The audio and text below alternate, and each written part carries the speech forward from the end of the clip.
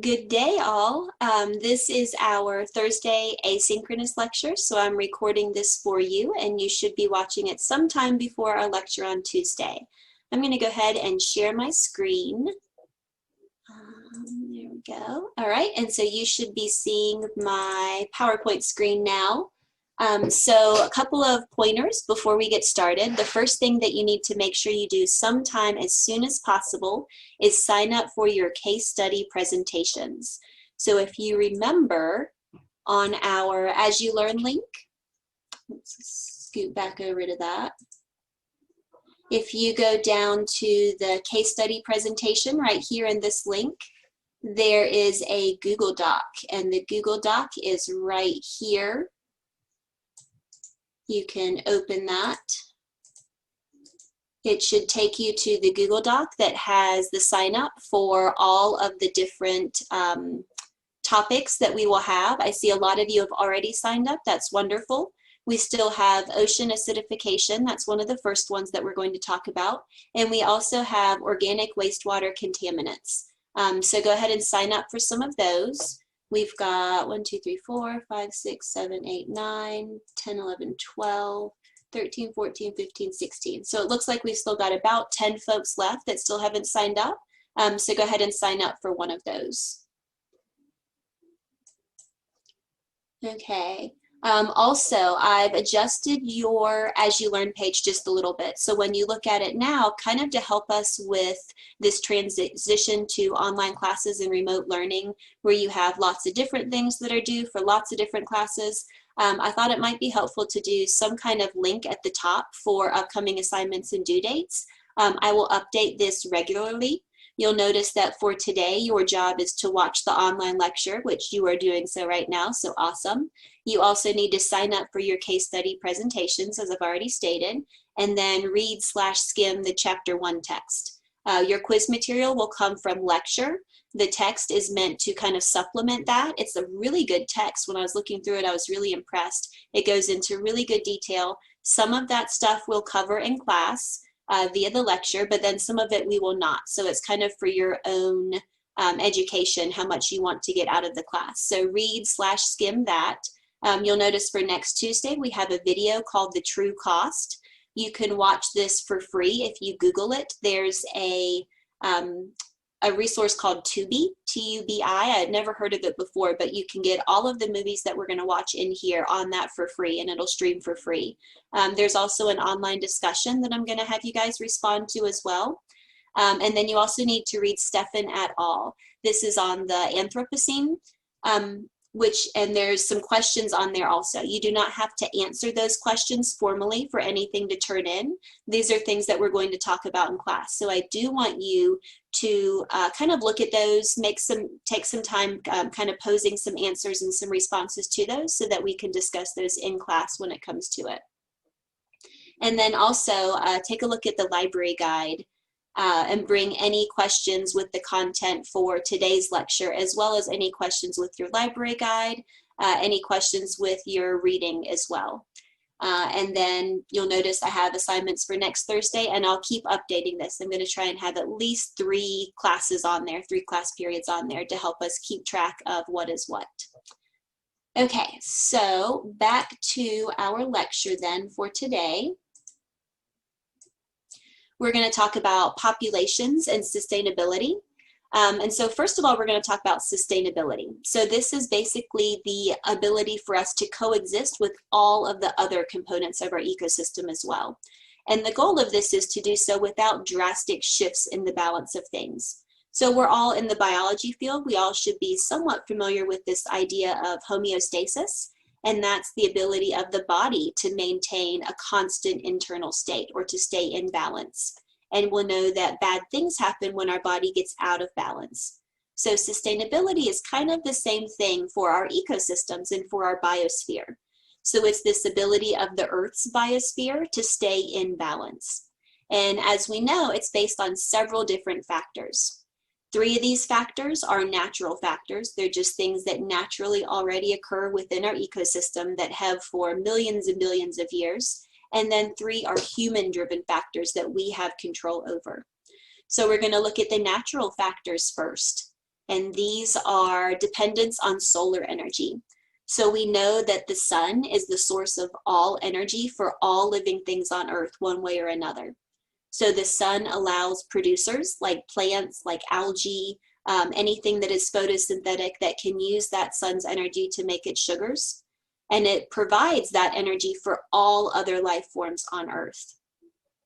It's also dependent on biodiversity. So this is the idea that there are a variety of different organisms. There's a variety of different genes within those organisms. There's a variety of different species, different ecosystems, different ecosystem processes. It's basically this idea that variety exists, and that's a good thing in ecosystems.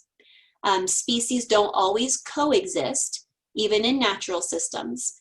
We know this idea of natural selection, that strong organisms, or organisms, I guess, that are better suited for that environment are able to survive, reproduce, pass on those traits and adaptations. But we know that this drives biodiversity as well. And then finally, we know that chemical cycling plays a role in this also, in sustainability. So in ecosystems, energy flows and it's kind of unidirectional, but chemicals and nutrients cycle through that ecosystem. And we'll talk a little bit more about each of these later in the semester as well. So we know as far as chemical cycling goes, for example, there's the carbon cycle, there's the water cycle, there's the nitrogen cycle. There's lots of other cycles that we won't discuss in great detail. There's the phosphorus cycle. There's cycles of iron and manganese as it cycles throughout the environment. Some of these are short-term or seasonal changes. So iron and manganese especially is dependent on water acidity. It's dependent on temperature, and these cycle and fluctuate pretty rapidly. Same with the water cycle. We're all familiar with that and how quickly that cycles through the environment. Others occur over billions of years. So like the carbon cycle, some parts of that occur over billions of years, the formation of coal in the ground. The rock cycle is billions of years for some of these processes. So we also have human-driven factors that play a role in long-term sustainability. These are things that we can actively control to promote sustainability. We have the ability to actively do this. And there are 3 of those that we're going to kind of look at this semester. The first of those is full cost pricing. So this is this idea that we can factor in all of those harmful environmental impacts, all those harmful health impacts of producing and using goods and services. So for example, you can go to Walmart and you can spend maybe $3 or something and buy a factory farmed red meat, like cow, let's say beef, and you can get it super, super cheap. Alternatively, you could go to Earth Fare and you could spend $15 on the equivalent that is grass-fed, that's organic, that's free range, that's local from the farm down the road. So what would you do? A lot of people will go for the cheap option because it's cheaper and we're broke college students or broke professors, whatever. The cheap steak is cheap, but the long-term effects that go into that cheap piece of meat, which we'll look at more later this semester, if they were factored in, maybe it's actually like a $30 or even a $40 piece of steak. So there's an impact on the land. There's an impact on resulting health impacts to your body. There's an impact on antibiotic resistance. We have all of the hormones, the antibiotics, the chemicals that are used to go into producing that cow and that resulting piece of meat and the impacts of those on ecosystems. There's the water associated with it. Producing beef is a tremendous amount, there's a tremendous amount of water that goes into that. So if you were to take into account all of those, it would no longer be a $3 piece of meat. It might be a $30 or $40 piece of meat. So that's the idea of full cost pricing. It's looking at all the different impacts and using that to gauge how much something actually costs for the long term. That's kind of from an economic standpoint. We also have win-win solutions. So this is more the poli-science slant of things, or political science slant of things. It's looking for solutions that are going to benefit the most number of people as well as the environment. So it's never going to be a perfect solution. We're always going to have some loss somehow. But overall, at least in theory, the idea is that it's a win for most people and it's a win for the environment. And then finally, if you look at the ethical side of sustainability, you can look at our responsibility to future generations. So what responsibility do we have to keep the earth pristine, to keep the earth in good working, healthy function, so that our children and their children and their children's children can have a place to live and exist? So we have a responsibility to keep things as good as they are right now, or maybe even better. Definitely not worse like previous generations seem to have done, and like our current generation is doing for y'all.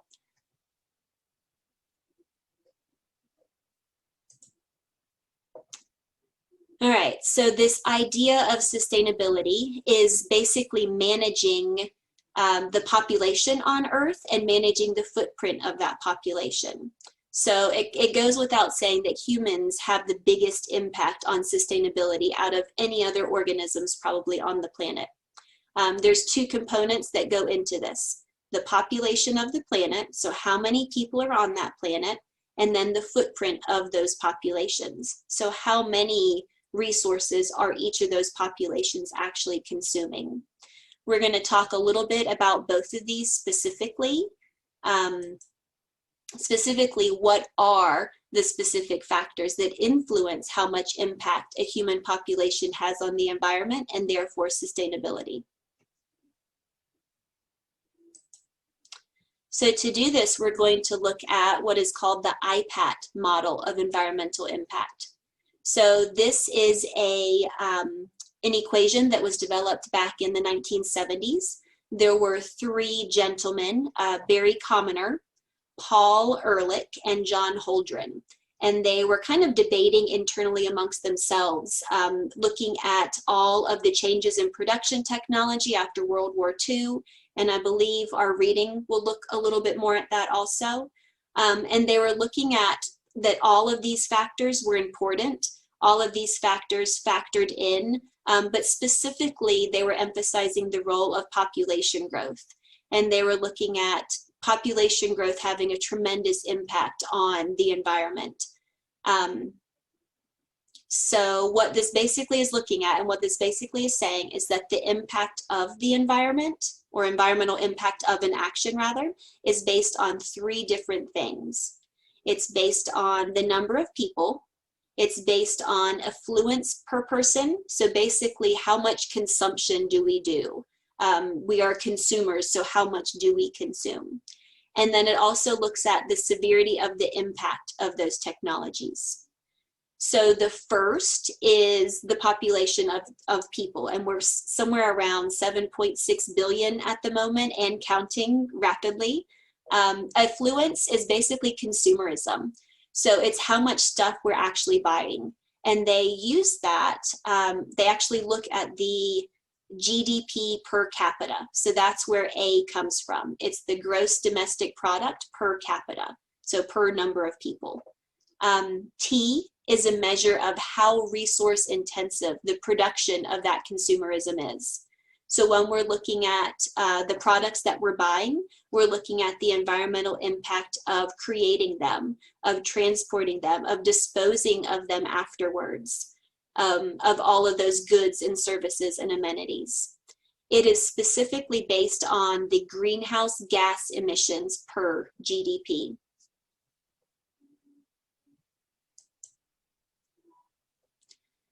Okay, so this is a graph looking specifically at populations. So we're going to start by looking a little bit more at populations and how they grow and how we measure them and record them, specifically for humans, and then comparing that to other organisms or other populations as well.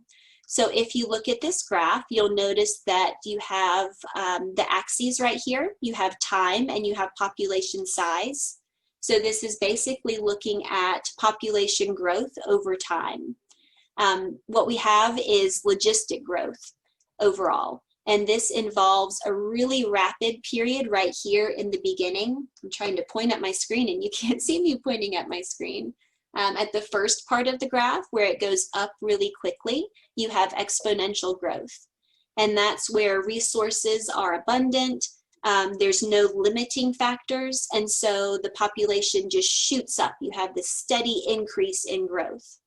Once you get further up, you start to reach what is called carrying capacity. And the carrying capacity of a species is basically the max population size or range, I guess, that the environment can sustain. So this factors in the amount of food resources, the amount of habitat available, the amount of water available, basically any other necessities within that environment that that organism needs. And so once you reach carrying capacity, what happens is that population starts to kind of level out a little bit, and it starts to kind of fluctuate up and down, kind of revolving around that carrying capacity.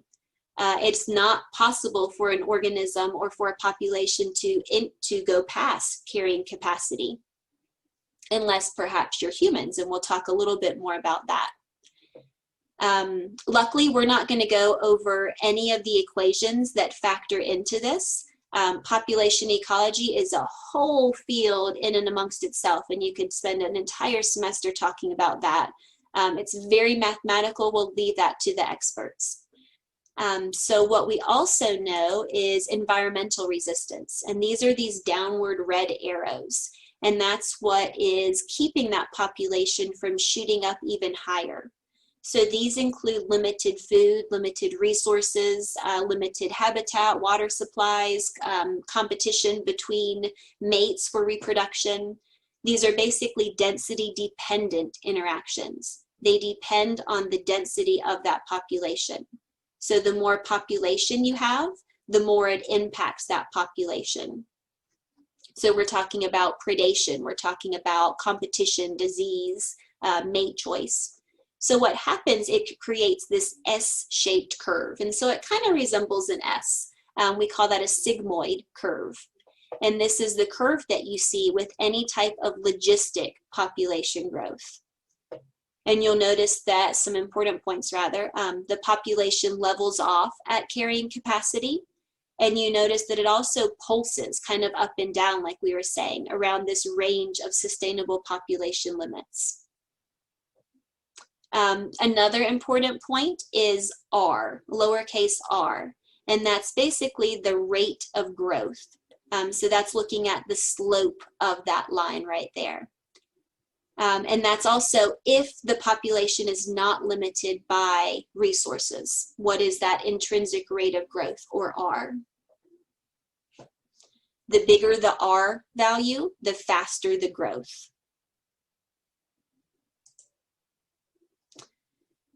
So some of these that have an influence, or some things that have an influence on population growth, are the reproductive strategies of that organism. And you guys might be familiar with a lot of this from ecology classes. If you've taken ecology so far, it should be kind of a review for that. If you have questions, make sure you jot them down, shoot me an email, pop in for office hours, or we can talk about them next week in class, because some of this might be kind of heavy. I'm not quite sure where we are on that scale. So let me know if you have questions with any of this. So reproductive strategies, there are two that we're going to talk about for our class. There's K selected species and there's R selected species. And this is a different R than the growth rate. So we have our same graph right here. We have our number of individuals on our y-axis, and we have time on our x-axis. So this is population growth over time. And what we're saying is there's two different populations here, two different types of species. R selected species, you see at the bottom of this graph, and these are going to be those that grow exponentially.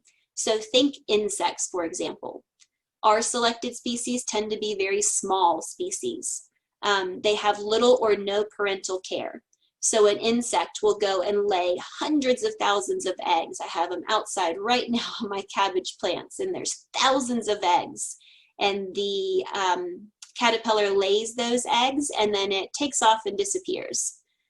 There's little or no parental care. They don't hang around and make sure that those eggs are protected.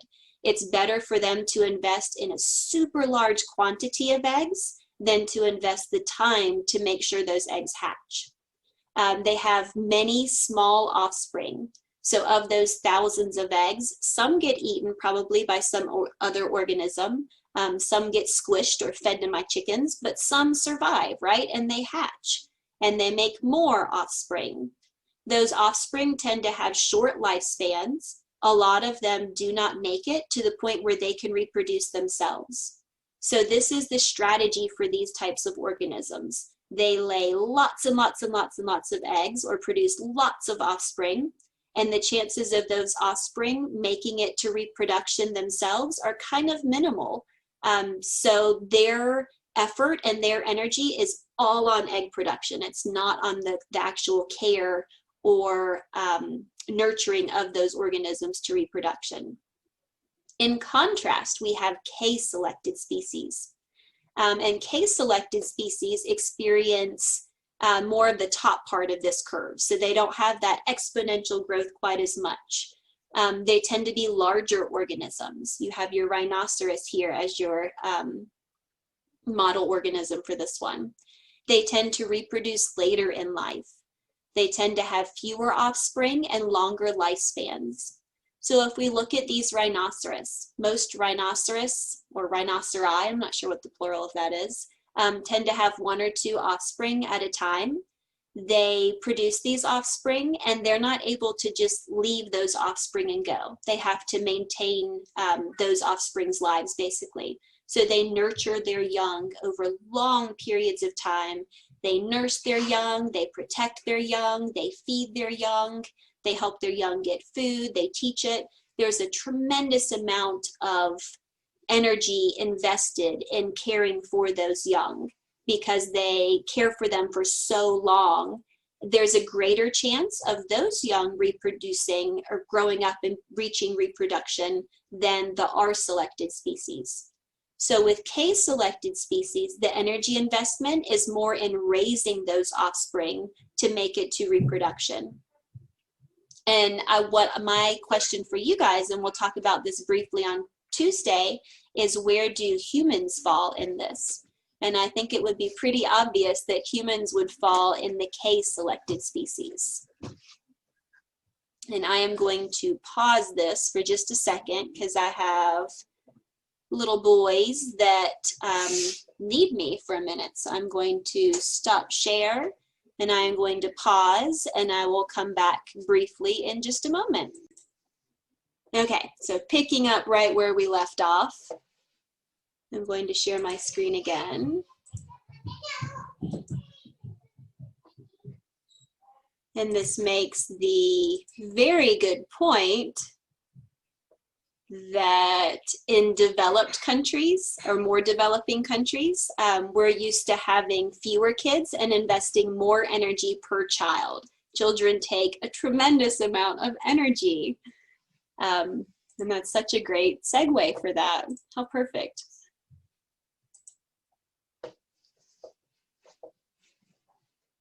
So there was a quote I saw the other day, and it's when I was doing some research for this, and it said, kids used to be assets. So back when we were more agrarian societies, parents would have lots of kids because kids would help around the farm, and it was an asset to have children. And the quote was kind of harsh, but kind of true also. And it said, kids today are economically worthless, but emotionally priceless, which is kind of fitting with my own little minions running around in there. Okay, back to it. Human population. We can measure human population in terms, or we can track it, I guess, in terms of total fertility rate, or TFR. And this is basically the average number of children born to women in a population. And this is going to vary depending on the population. Women in more developed countries tend to have lower TFRs. Women in less developed countries, which were traditionally known as third world countries, which is probably not the most politically correct way to say that anymore. We say less developed countries and more developed countries. But women in less developed countries tend to have higher TFRs. The current population, or the current projection for population, parents, or the average TFR worldwide, I believe, is somewhere around 2.5 children per parent. And this graph right here shows us 3 different projections for what growth rate will look like dependent on that total fertility rate. So you can see here that the number of offspring that we have obviously makes a tremendous impact into total population and population projections. So with a low TFR, we look like we might stable out around 8 billion, and then it almost kind of is projected to dip a little bit. We're seeing this already in the United States, in Japan. A lot of this probably has to do with just the cost of raising children. It's extremely expensive to raise children. It's also influenced by infant mortality, especially in certain countries, and it's also based on opportunities for women. The ability of women to have family planning, to be able to not have multiple children and to actually be able to control their own reproduction plays a big role in this as well. At higher TFRs of 2.5, which is kind of what we're on the ballpark for right now, unless it starts to wane, you'll notice that the population shoots up really rapidly, and we're approaching 11 billion people. And it's kind of interesting to think about this, and we'll talk about this a little bit on Tuesday, just what is the carrying capacity for the Earth, and have we already breached carrying capacity, and we're just drawing resources from other organisms and from other populations that aren't ours to take. So it's kind of interesting to think about by 2050 what the population numbers will look like. That's only 30 years from now, which is not that long. Total fertility rate is the key factor that's going to determine population change or population growth. For humans, when you look at that sigmoid graph in the last page, we are right here in the beginning. We're kind of in the middle, right by that rhinoceros's tusk, I guess. We're in the exponential part of growth still. We don't think we've reached carrying capacity yet. And again, this is kind of debatable. We could have reached it, and we're kind of overshooting and drawing from Earth's resources, but that will be later in this lecture and semester that we talk about that. Some of the most effective ways that we have found and shown to slow population growth is to encourage family planning, access to family planning to birth control, vasectomies to tubal ligation, lots of different options now for population control in terms of family planning. Reducing poverty is another tremendous way to slow population growth. And then also empowering women with education and other opportunities has been shown tremendously to slow that population growth, which is a good thing. As of August 19th, so I think I did this yesterday morning, the US population was at 330,150,218, and that number slowly ticks up like that, so one baby being born about maybe every second or so. In contrast, when you look at the world population, we're at 7,673,780,345. And it keeps a running ticker of how quickly that population is growing. And it was very rapid, like one after another after another. And you can go to the website here and see for yourself just how much that's changed in the 1 or 4 or 5 days or whatever since I created this PowerPoint. So that's kind of interesting as well. All right, 7.6 billion people, y'all. That's what we're at right now. How in the world did we get so big so fast? This is the world population in 2018, and it's showing kind of by scale how big each of these countries are. And granted, this is 2 years ago, so I couldn't find an accurate, reliable source for more recently than that, so I went with the 2018 one. You can see the largest populations are in India, China, United States is also up there quite a bit. Indonesia is pretty big. Brazil is big also. But definitely India and China have the largest concentrations of people. And if you've ever been to either of these places, you'll know they are so, so, so wildly populated. I've been to India and spent about 6 weeks there several years ago, and I'll share some of my experiences just with the tremendous amount of people. It's like walking shoulder to shoulder, and there's people all around you, and it's like that. Oh my gosh, so many places in India, it's wild. So this is a demographic transition model. And so this looks at growth rate over time, and that's on the x-axis. And it looks at, on the y-axis, the birth rates and death rates, or the number of those per 1,000 people per year. So what this basically is doing, this is kind of a predictable trajectory that different populations will go through, and we can divide it into more developed countries and less developed countries. So basically, you can kind of track and predict where the population is going to go depending on if you are a more developed country or a less developed country. It's a model, so it's projection. It's not definite, it's not concrete, it's just what we think is going to happen based on what we've seen so far.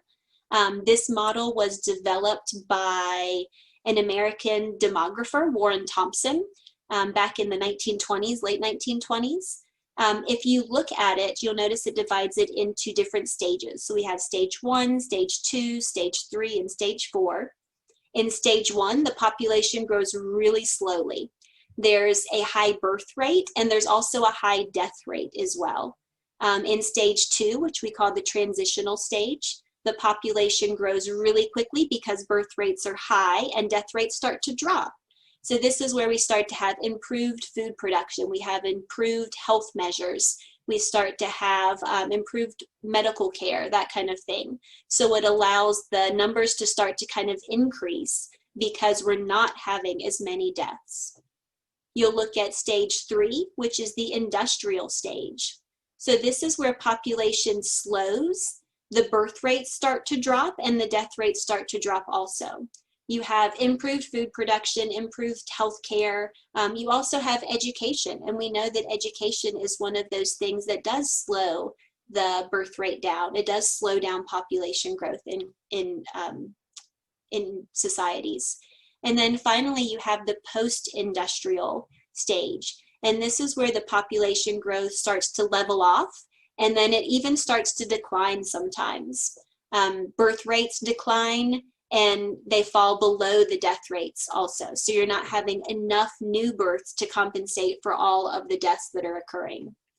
Most developed countries, like the United States, for example, are in stage 3 or even stage 4.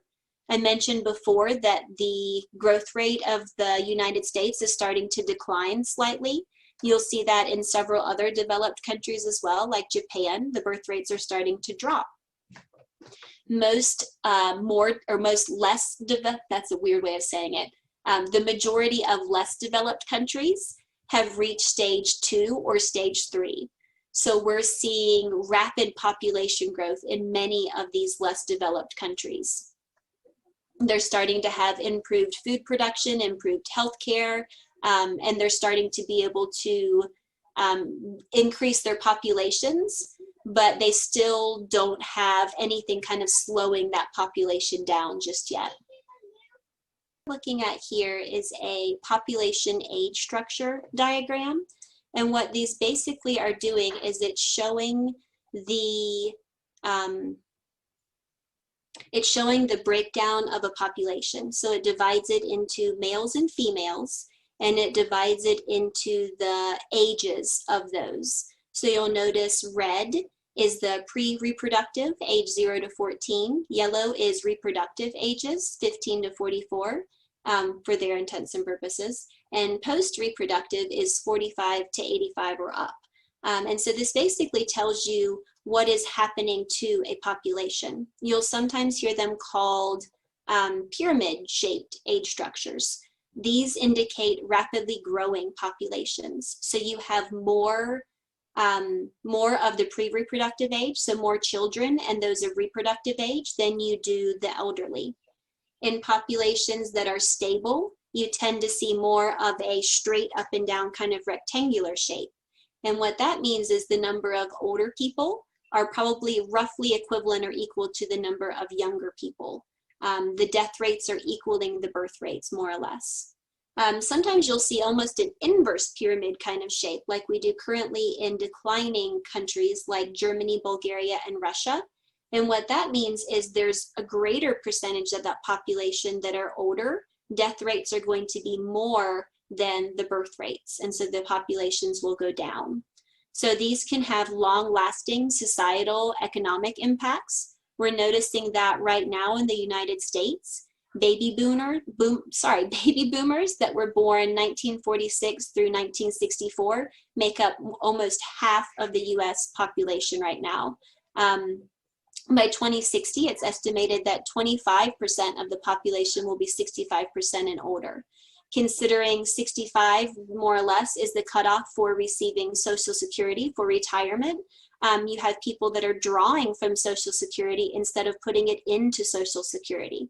And this is something that we see in the economic news, that there's a possibility of running out of funds just because there's so many people that are going to be in that older age bracket, and potentially not enough younger people that are putting money into that to take into account those older people. So it kind of causes some problems sometimes.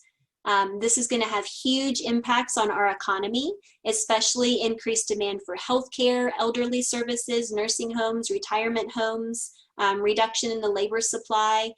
Like I said before, the Social Security is possible for it to go bankrupt, for it to run out of money. So lots of long-term effects from both of these. Carrying capacity of humans on planet Earth. This is something we're going to discuss on Tuesday. So what I'm curious about and what I want to hear your opinion on for Tuesday is how many people can planet Earth support? Have we reached carrying capacity, or are we still kind of on our way there? What information would you need in order to answer this? What factors could increase carrying capacity and what factors could decrease carrying capacity? So it's kind of interesting to look at these and to talk about these and to get your input as well, because this is currently kind of a subject for debate and we are allowed to have informed opinions about it as well. So I am looking forward to hearing yours. We're going to shift a little bit right now and talk about some historians in our environmental studies field. One of them that we'll see often is this gentleman called Eugene Odum. And he is pretty cool because he was from North Carolina. He's a North Carolinian, born here. He's considered the father of modern ecology. He was born in 1913. He grew up in Chapel Hill in North Carolina. He later moved to Georgia, and he was a professor at UGA there in Athens. He adopted and developed the term ecosystem. So when we talk about ecosystems, that's thanks to this dude. His influence in the field of ecology is, oh my gosh, it's immeasurable. It's beyond measure at this point. He looked at more holistic systems approaches to studying nature. He also had the first ecology textbook, which is kind of cool, I think.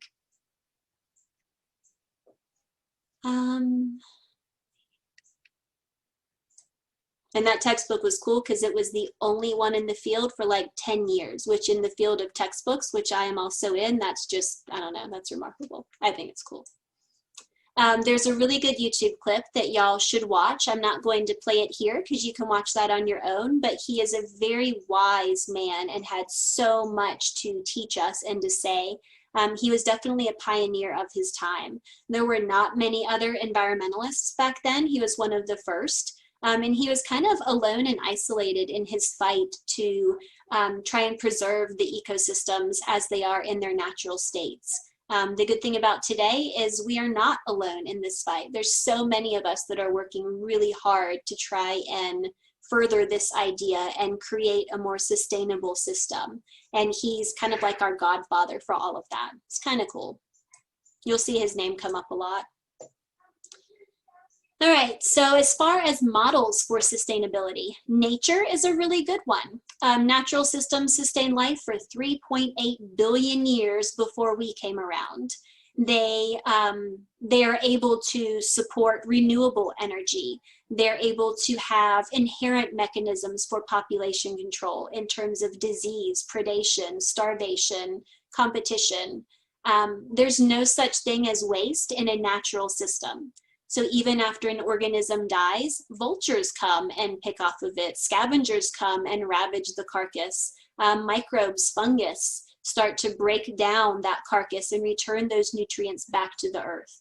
So we have systems in place naturally to cycle those chemicals and those nutrients through our ecosystems over and over again.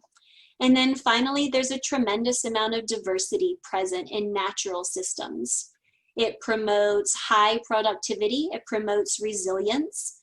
The more different organisms there are, the greater chance that there will be mutations that lead to advantageous adaptations. The organisms become selected for that specific environment. So we've looked tremendously at, or quite a bit at, the population size and its impact on the environment. But remember, there were two other components in that model, that IPAT model that we looked at. One of them is consumerism or affluence, and the other is the impact of that technology. And so those go into looking at our footprint or our ecological footprint. And we'll spend some time talking about that today and again next Tuesday as well. So our ecological footprint is this term that we've come up with to basically measure our demand on nature.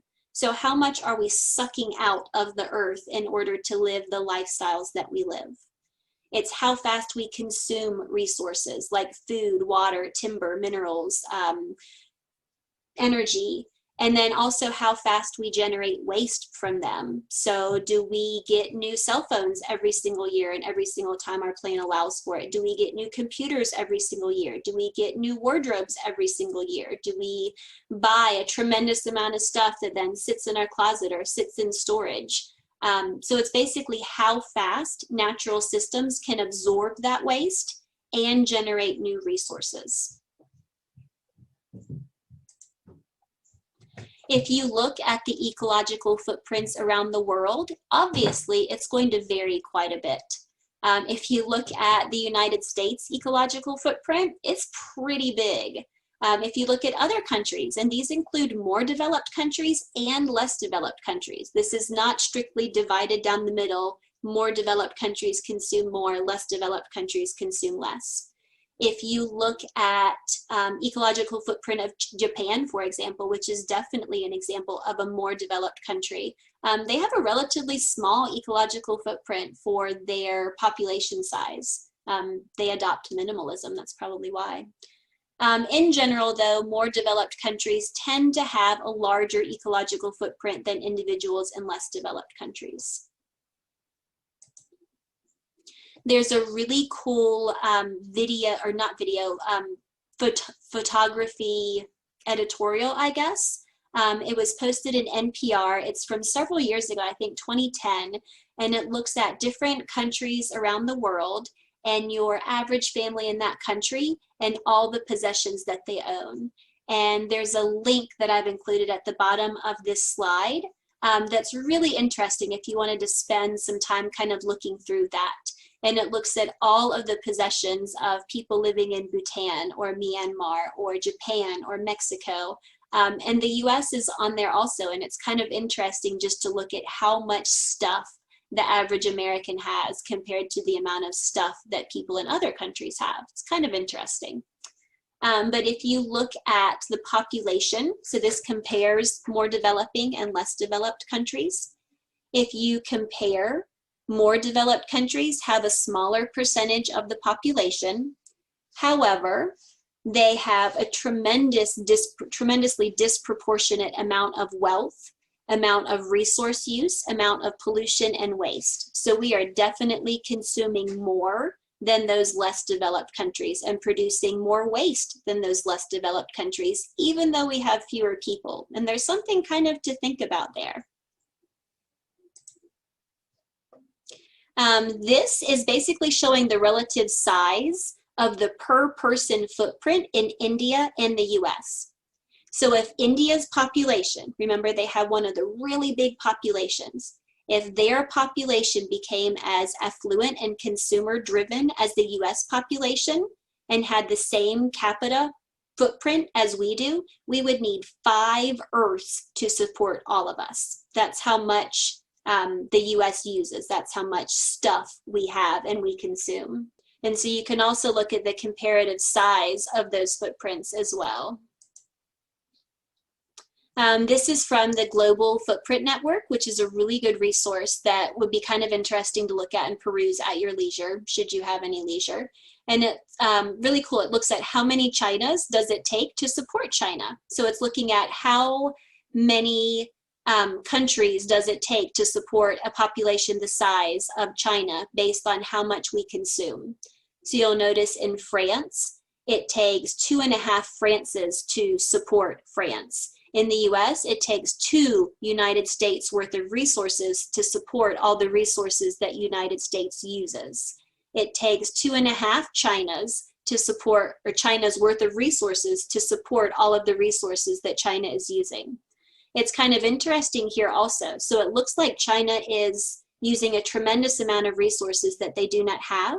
But also I want you to think about how much of China's production is then imported into the United States.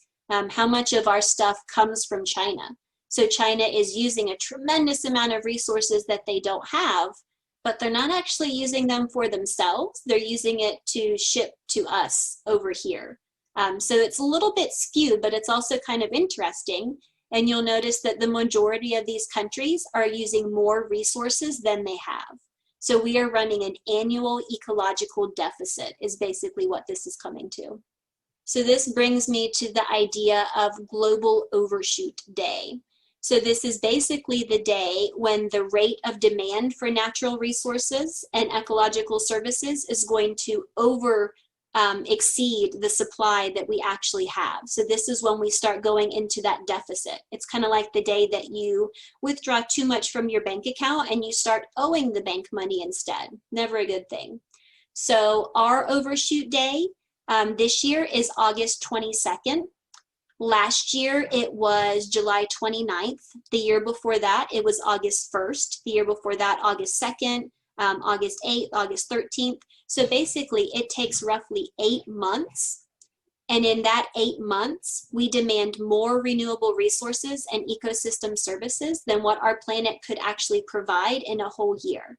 So I think it goes without saying that that is not going to be sustainable in the long term. The rest of the year, we're basically operating in ecological deficit. There's a really good graph or a really good image that I found here that looks at the global overshoot days for different countries around the world if everybody in the world's population lived like that country. So you'll notice if everybody lived like people in Qatar or Luxembourg, the overshoot day would be in February. So within less than 2 months, they use more resources than the Earth could provide in an entire year. The United States is right over there at March 14th. Some of the more sustainable countries, Indonesia would be December 18th. That's about the best out of the ones listed here in this projection. Ecuador, Iraq, Nicaragua, Cuba, Egypt. So notice that a lot of these are less developed countries as well that tend to use fewer resources and perhaps live a more sustainable lifestyle. So that is all I had for today. I apologize for the blips that cut in and out as I try and navigate this remote asynchronous learning environment. It can be kind of tricky sometimes to talk to nobody. And of course, I apologize for my economically worthless and emotionally priceless darling young boys that interrupted as well and caused some of these blips. So again, assignments for Tuesday. Think about some of the questions posed on this, especially in terms of the Earth's carrying capacity for humans. Look at that video about Eugene Odum. Sign up for your case study presentations. read Stefan et al. And be ready to discuss that. So quite a bit of stuff going on Tuesday. I hope it's not too overwhelming. I think the further we get into the semester, we'll kind of settle into a routine, and it might not be quite so overwhelming all at once, and we'll figure this all out. All right, so I'm going to stop screen sharing and stop recording, and I will see you guys on Tuesday. Have a wonderful day and a wonderful weekend.